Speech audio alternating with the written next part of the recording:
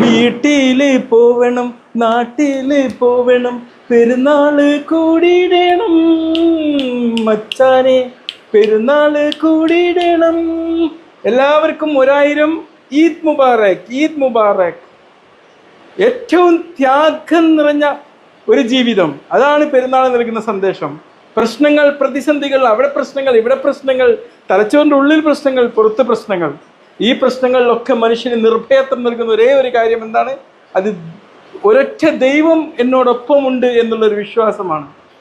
ആ ഒരു പാഠമാണ് മഹാനായ പ്രവാചകൻ എബ്രഹാം അല്ലെങ്കിൽ ഇബ്രാഹിം നബി നമ്മെ പഠിപ്പിക്കുന്നതും. പ്രശ്നങ്ങളായിരുന്നു, പ്രതിസന്ധികളായിരുന്നു, അതിനിടയിലെല്ലാം ത്യാഗം ചെയ്യാനുള്ള മനസ്സ്.